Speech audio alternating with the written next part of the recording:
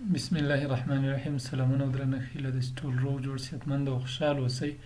د تېرو درسونو په دوام باندې نن موږ او تاسو له خیر سره د پښتو ژبې ستاینوم لولو. ستاینوم هغه کلمه ده چې په خپلواکه توګه څه شی نه نوموي، بلکې د راز پدیدو څرنګوالی ښایي، لکه سور، لوړ، ښکته، پورته، اوږد، غټ، نری، ډبل په دغه قسم باندې نومونه کوي.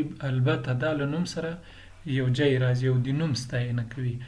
په پښتو ژبه کې د صفت یا د ستاینوم بېلابېلې درجې د اداتو په وسیله باندې ښودل کېږي، لکه ښه، ډېر ښه، ډېر زیات ښه. لکه په انګلیسي ژبه کې که چېرته ګډ ده، بیټر ده، بیسټ ده، نو هلته لکه دغه مثال چې ما په انګلیسي ژبه کې ورکړه دا بې قاعدې ده، خو هغه یو ځانګړې قاعده لري چې د هغې له مخې دغه صفتونه په انګلیسي ژبه کې رامنځته کېږي، خو په پښتو ژبه کې بیا د دغو اداتو په وسیله رامنځته کېږي. دغه ډول په پښتو ژبه کې ستاینوم ځینې ډولونه لري، لکه اصلي ستاینومونه دي چې د نوم ذاتي اصلیت ښیي، لکه سور، زیړ، لوړ، ښکته، پورته، لنډ، اوږد او دغه ډول باندې نور. دوهم نسبتي ستاینومونه دي چې یو بل نوم ته یې نسبت شوی وي، لکه کابلی، هراتی، ژمنی، غرڅنی او په دغه ډول باندې نور، چې دا هر یو په خپله نوم ده، لکه غر، ژمی، هرات، کابل. خو دغو نومونو ته د راتلونکو نومونو، هغه چې دغه صفت باندې موصوف شوي دي، د هغو نومونو نسبت کوي دغو ځایونو او حالتونو ته.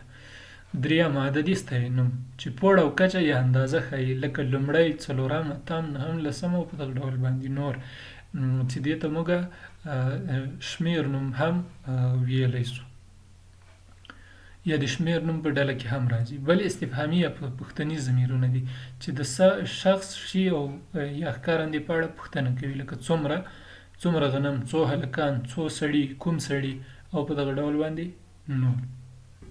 پنځم فاعلي ستاینوم هغه دی چې د فاعل څرګندونه کوي، لکه پالونکی، تلونکی. لیکوال الله پاک پالونکی ده، لکه وګورئ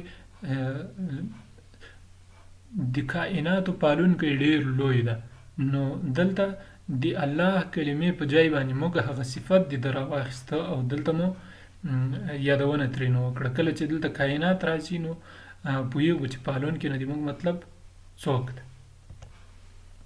شپږم مفعولي ستاینوم چې د مفعول څرګندونه کوي یا د هغه چا چې کار پرې ترسره کېږي، لکه تللی، وهلی، لیکلی.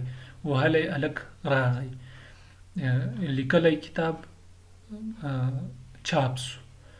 اووم اشاري ستاینوم چې د شخص، شي او ښکارندې له نوم څخه مخکې راغلی وي، لکه دا ونه، هغه سړی، دغه لاس.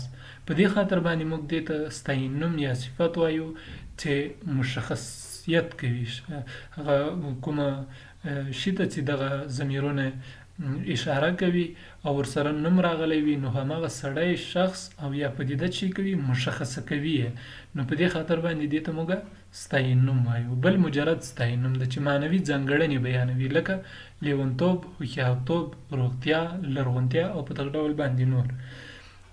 بله خبره دا ده چې په پښتو ژبه کې ستاینوم د جنس، عدد او حالت له مخې ګردانیږي، د خپل فاعل لپاره ګردانیږي، لکه یو هلک، یوه نجلۍ، دوې نجونې. هم د شمېر له مخې تکرار سو او هم د جنس له مخې. په دغه ډول باندې موږ نور مثالونه هم ډېر زیات په پښتو ژبه کې موندلی سو. نو دا و د موږ او تاسې د نن ورځې درس تر بل درسه ښې چارې پاک الله مو مل شه.